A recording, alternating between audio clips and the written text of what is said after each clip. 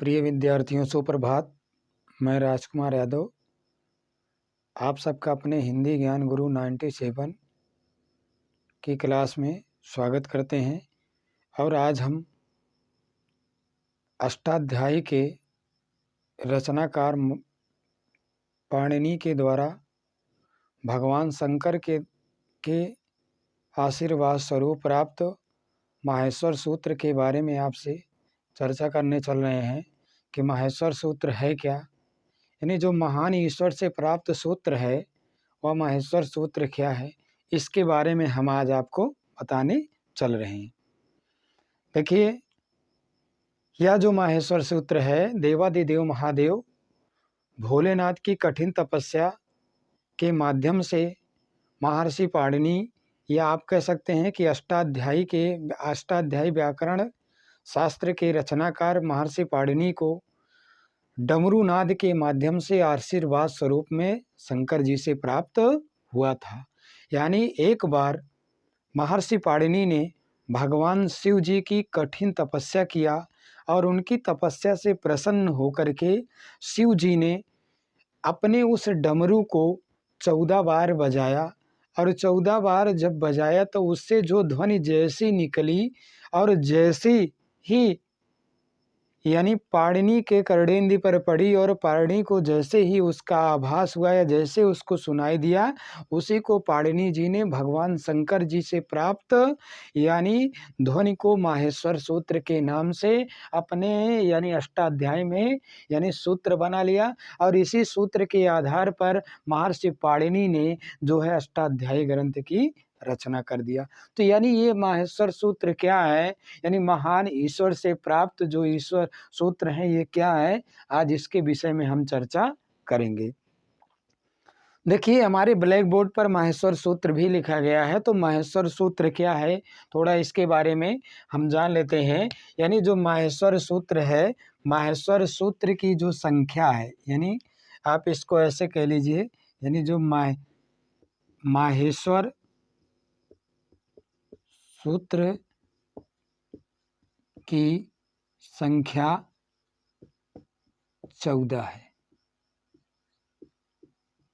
माहेश्वर सूत्र की संख्या कितनी है? 14 है। और इन्हीं माहेश्वर सूत्रों में यानी इन्हीं माहेश्वर सूत्र को अच और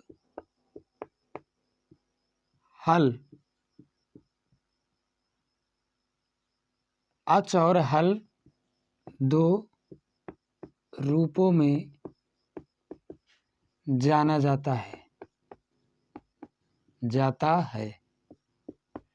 या हम कह सकते हैं कि स्वर को अच और हल को क्या कहते हैं? व्यंजन कहते हैं। अब यहाँ पर ये समझना है कि जैसे जो स्वर यानी अच है, अच को स्वर भी कहते हैं। अच के अंतर्गत तो स्वर आते हैं, और क्या है, हल के अंतर्गत क्या आते हैं?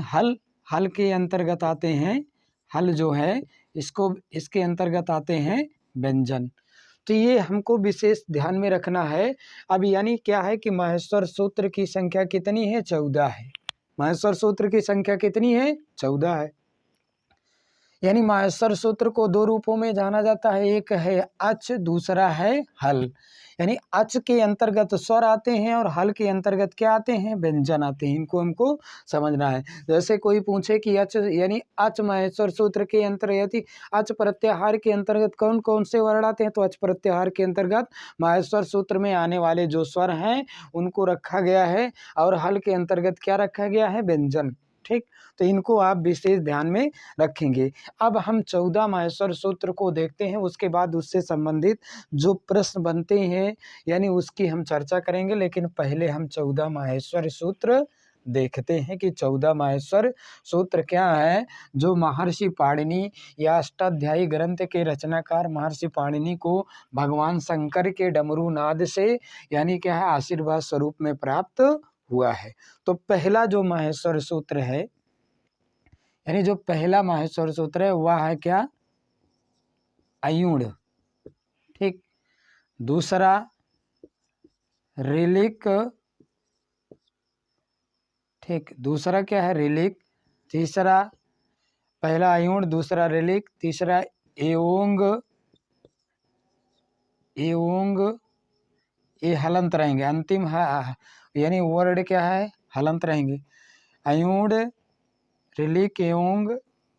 चौथा क्या है, अयौच, अयौच।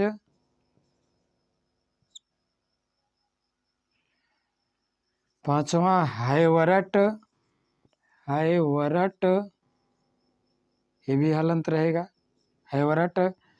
छठा लड़। सातवां यानी हैवरट, तो सातवां क्या है, यानी पहला अयूड़, दूसरा यानी क्या है, तो सातवां हो जाएगा ई मंग ग, ठीक, ई मंग ग, ठीक, ई मंग ग, यानी अंगा रहेगा, ठीक। उसके बाद क्या है, अड़ा नम, ई मंगड़नम। उसके बाद क्या है, सातवां। उसके बाद फिर हो जाएगा क्या, आठवां झभई, झभई, ठीक, आठवां हो जाएगा झभई। नौवां हो जाएगा क्या, घढ़, घढ़ धस, क्या हो गया, घढ़ धस। उसके बाद फिर 10वां हो जाएगा क्या, जब गढ़ दस, जब गढ़, जब गढ़ दस। 11वां है, या 11वां खफ, छठ, थच, थच, ठीक, थच, खफ, छठ, थच, टा तव, टतव। अंतिम वाले हलंत रहेंगे। उसके बाद क्या है, 12वां है कपय। 13वां है सख, सख, सर। 14 है हल, 14वां क्या है, हल है, ठीक, ये भी हलंत रहेगा। अब आपको ये ध्यान में रखना है कि जैसे जो भगवान शंकर जी के डमरू नाद से जो पारणी को आशीर्वाद स्वरूप माहेश्वर सूत्र यानी प्राप्त हुआ है, वो क्या है, पहला जो है इसमें जो पहला है वह क्या है, अयूड़, ठीक, पहला क्या है, अयूड़। दूसरा क्या है, रिलिक है। तीसरा क्या है, योंग है। चौथा क्या है, अयौच है। पांचवा क्या है, हैवरट है। छठा क्या है, लड़ है, यानी सातवां इमंगड़नम। आठवां झबई। नौवां घड़दस। 10वां जब गड़दस। 11वां खप, छठ, थच, थच, टतव, कपय, सकसर, हल, ठीक। तो ये क्या है, ये यानी अब देखिए 14, देखिए 14 माहेश्वर सूत्र से ही, यानी क्या है, क्या है, 42, 14 तिरिक 42, यानी 42 प्रत्याहार बनते हैं। यानी क्या है, 14 माहेश्वर सूत्र के माध्यम से ही 42 प्रत्याहार बनते हैं। तो जैसे हमको ध्यान में रखना है कि जैसे भी हमने एक चर्चा किया था यहाँ पर, आप समझते हैं कि अच, अच को क्या कहा हमने, पहले क्या कह दिया था, स्वर कह दिया था। उसके बाद दूसरा क्या है, हल, हल यानी इसको हमने क्या कहा था, व्यंजन कह दिया था, ठीक, इसको व्यंजन, ठीक। तो पहले इसको समझ लेते हैं कि अच के अंतर्गत क्या आता है। तो जैसे यहाँ देखिए पहला अक्षर क्या है, आ है, ठीक, पहला अक्षर इसके अंतर्गत क्या आ गया, आ गया। उसके बाद यहाँ से लेकर, मतलब यहाँ से लेकर के अंतिम, यानी जहाँ तक हमको चा न मिले वहाँ तक, यानी चाहे जो भी सूत्र हो, देखिए अयूड़ इसमें चा नहीं है अंत में। उसके बाद रिलिक इसमें अंत में का है, चा नहीं है। उसके बाद योंग में क्या है, अंगा है, यानी चा नहीं है। एऔच में क्या है, चा है, यानी क्या है, यानी यहाँ से लेकर के, यानी छोटा, यानी आ से लेकर के चा तक, यानी इनके बीच में, ठीक, प्रत्याहार। देखिए प्रत्याहार का श्रेणी क्या है कि हलंत मिति स्यात्, मतलब जो हलंत वर्ण होते हैं उनकी ईत संज्ञा हो जाती है। जब उनकी ईत संज्ञा हो जाती है तो तस्य लोपा से उसका लोप हो जाता है। तो यानी मान के चलो आ, और चा के बीच में जितने भी हलंत वर्ण होंगे उनको नहीं लिया जाएगा। तो जैसे इसके अंतर इसमें हलंत वर्ण क्या है, जैसे अयूण पहले में क्या है आड़ा है, दूसरे में क्या है का है, तीसरे में क्या है अंगा है, चौथे में क्या है चा है। तो यानी यहाँ पर क्या है, ना तो इनको प्रत्याहार बनाते समय लिया जाएगा, ना इनको लिया जाएगा, ना इनको और ना ही इनको। तो यानी अच के अंतर्गत क्या आ गया, अच के अंतर्गत देखिए अभी केवल हमने स्वर स्वर की बात की है, तो अच के अंतर्गत क्या आ गया ई। देखिए अच के अंतर्गत छोटा आ, ठीक, उसके बाद क्या है ई, ठीक, ऊ, उसके बाद क्या है री, उसके बाद क्या है लरी, ठीक, यहाँ देखिए लरी, उसके बाद क्या ए, उसके बाद क्या ओ, ठीक, उसके बाद क्या है यानी ओ हो गया, उसके बाद यहाँ पर क्या ओ, उसके बाद क्या है एक अंगा नहीं लिया जाए क्योंकि हलंत वर्ण है, उसके बाद यहाँ पर क्या है आए, उसके बाद यहाँ पर क्या है आओ, ठीक। अब यहाँ पर देखिए क्या है, छोटा आपका क्या है स्वर है, ह्रस्व स्वर है, छोटी क्या है ह्रस्व ई है, और छोटा ऊ क्या है ह्रस्व यानी क्या ऊ है। इसके बाद री लरी ए ओ आए आओ, ये सब क्या हैं स्वर हैं। तो यानी अच के अंतर्गत क्या आता है, अच के अंतर्गत केवल स्वर आते हैं, अच के अंतर्गत केवल क्या आता है स्वर आता है। इसलिए अच यानी क्या है, यानी इसलिए अच को क्या कहा गया है स्वर कहा गया है, ठीक।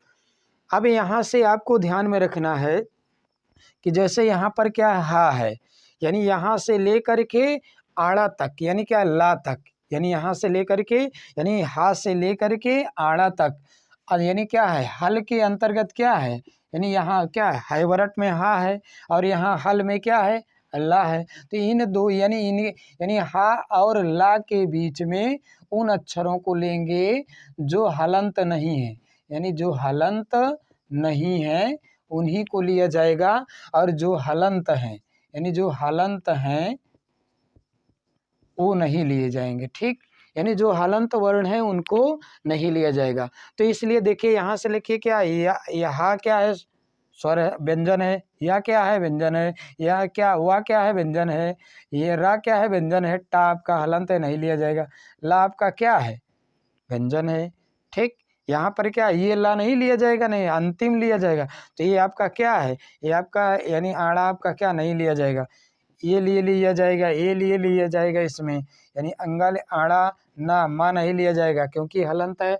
उसके बाद झबई में इया नहीं लिया जाएगा, और क्या है इसमें घट दस में, यानी इसी प्रकार जितने यानी क्या है हा और ला के बीच में उन्हीं अक्षरों को लिया जाएगा कि जो व्यंजन यानी जो हलंत नहीं है, और जो हलंत होंगे उनको नहीं लिया जाएगा, वो रहेंगे साथ में लेकिन वो लिखे नहीं जाएंगे, ठीक। तो ये हो गया हमारा यानी माहेश्वर सूत्र। अब इसमें आप ये समझ लीजिए कि जैसे हम 1 या 2 मिनट की जो वीडियो बना रखा था उसमें हमने दिया था कि स्वर के अंतर्गत कितने आते हैं, वर्ण आते हैं, व्यंजन के अंतर्गत कितने आते हैं। तो यानी यहाँ पर समझ लीजिए जैसे यहाँ से यानी क्या है यहाँ से यहाँ तक कितने यानी यहाँ तक कितने आते हैं, तो 1 2 3 4 5 6 7 8 9 10 11 12 13, ठीक। यानी क्या है अच के अंतर्गत कितने वर्ण आते हैं, अच के अंतर्गत कितने 13 वर्ण आते हैं। या पूछा गया कि अच प्रत्याहार के अंतर्गत कितने आते हैं, ठीक। अच प्रत्याहार के अंतर्गत कितने आते हैं, तो यहाँ पर आपको क्या है गिन लेना है कि प्रत्याहार जैसे प्रत्याहार में जो यानी हलंत रहेंगे उनको छोड़ दिया जाएगा। तो इसमें क्या है यहाँ छोटा यानी 1 2 3 4 5 6 7 8 9, ठीक। तो इसके अंतर्गत कितने वर्ण आ गए 9 वर्ण आ गए, कितने वर्ण आ गए 9, ठीक। कितने वर्ण आ गए 9। सेम यही आपका यानी यही प्रक्रिया आपकी क्या हो जाएगी, आपके सेम प्रक्रिया यही जो है आपके हल में भी हो जाएगी। यानी पहले हम टोटल कर लेंगे, उसके बाद पर यानी पूछे कि यानी हल के यानी क्या है, जैसे पूछे कि हल यानी क्या हल के अंतर्गत यानी क्या है, जैसे पूछे कि हल क्या है, हल या हल के अंतर्गत कितने वर्ण आते हैं, तो आप यहाँ से लेकर के यानी यहाँ से लेकर के यहाँ तक के पूरा काउंट कर लेंगे। ठीक, उसके बाद यदि पूछता हल प्रत्याहार के अंतर्गत कितने आते तो जितने क्या है इसमें हलंत रहते हैं उनको निकाल दिया जाता है। ठीक, या फिर पूछे कि कुल कितने वर्ण हैं, यानी जैसे पूछे कि यानी क्या है कि माहेश्वर सूत्र में कुल वर्णों की संख्या कितनी है, तो आपको गिनना पड़ेगा। यहाँ से फिर गिन लो 1 2 3 4 5 6 7 8 9 10 11 12 13 14 15 16 17 18 19 20 21 22 23 24 25 26 27 28 29 30 31 32 33 34 35 36 37 38 39 40 41 42 43 44 45 46 47 48 49 50 51 52 53 54 55 और 56।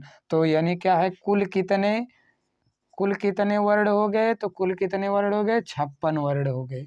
ठीक, कितने वर्ड हो गए, कुल 56 वर्ड हो गए। ठीक, तो यानी जैसे पूछा जाए कि माहेश्वर सूत्र में कुल वर्ण कितने हैं, माहेश्वर सूत्र में कुल वर्ण कितने हैं, तो माहेश्वर सूत्र में कुल 56 वर्ण हैं। ठीक, यानी क्या है माहेश्वर सूत्र को कितने रूपों में बांटा गया है, दो। कौन कौन से, पहला है अच, दूसरा है क्या है हल। अच को क्या कहते हैं, अच को स्वर, अच का दूसरा रूप क्या है, स्वर है। हल का दूसरा रूप क्या है, व्यंजन है। ठीक, तो ये हमारा क्या हो गया, यानी ये माहेश्वर सूत्र से संबंधित वर्ण हो गए। अब रही बात प्रत्याहार की बनाते समय, तो प्रत्याहार बनाते समय सदैव हमको उन्हीं, जैसे अभी यहाँ पर ले लिया जाए, जैसे पूछा जाए कि अक प्रत्याहार के अंतर्गत कौन वर्ण आते हैं, अक अक, जैसे आकाश वर्णे पढ़ा है, तो यहाँ पर देखिए क्या पहला और यहाँ से का, यानी आ और का के बीच में हम उन्हीं वर्णों को लेंगे जो हलंत नहीं। तो इसके अंतर्गत क्या है, आ ई उ, उसके बाद क्या है आड़ा, आपका हलंत तो आड़ा नहीं लेंगे, तो यहाँ पर क्या है री, और उसके बाद लरी। केवल 5 वर्ण आते हैं। कितने वर्ण आते हैं, 5 वर्ण आते हैं। ई के अंतर्गत कितने आते हैं, 4 आते हैं। उ के अंतर्गत कितने आते हैं, 3 आते हैं। ठीक, तो आपको केवल यह क्या करना है, यानी आप माहेश्वर सूत्र यदि आपको पता होगा तो प्रत्याहार आप आसानी से बना सकते हैं, इसमें कोई समस्या नहीं है। देखिए किसी भी परीक्षा में कहीं ना कहीं ये प्रत्याहार अवश्य एक आध नंबर के पूछे जाते हैं। या माहेश्वर सूत्रों की संख्या कितनी है, 14 है। 14 माहेश्वर सूत्रों से कितने प्रत्याहार बनाए गए हैं, पाणिनि ने कितने प्रत्याहार मूल बनाए हैं, तो 42 प्रत्याहार बनाए। कितने बनाए हैं, 42 प्रत्याहार बनाए हैं। ठीक, तो ये तो हमारी एक छोटी सी वीडियो थी, यानी दो जो वीडियो थी ये माहेश्वर सूत्र पर आधारित थी, क्योंकि इसके क्या है कि आगे चल करके हमको माहेश्वर सूत्र की आवश्यकता पड़ेगी, और माहेश्वर सूत्र यदि हमको नहीं पता होगा तो हम प्रत्याहार बना नहीं सकते हैं। जब हम प्रत्याहार बना लेंगे तो हमको संधि समझने में, यानी स्वर यानी क्या व्यंजन और विसर्ग संधि समझने में आसानी होगी। तो प्रिय मित्रों एवं विद्यार्थियों, हमने आज एक छोटी सी वीडियो क्या है माहेश्वर सूत्र पर बना रखा है, तो इस वीडियो को जरूर देखिएगा, क्योंकि इस माहेश्वर सूत्र के आधार पर आपको कहीं ना कहीं यानी संधि पढ़ने में आसानी होगी। और यदि माहेश्वर सूत्र याद होगा तो आप प्रत्याहार तत्काल बना लेंगे। कहीं पर कोई परीक्षा में पूछा भी गया तो तुरंत आप इसको बना लेंगे। तो प्रिय विद्यार्थियों मित्रों, हमारे इस वीडियो को, माहेश्वर सूत्र पर आधारित वीडियो को देखना ना भूलें, और हमारे चैनल को सब्सक्राइब करें और लाइक करें और कमेंट करें। ठीक, धन्यवाद।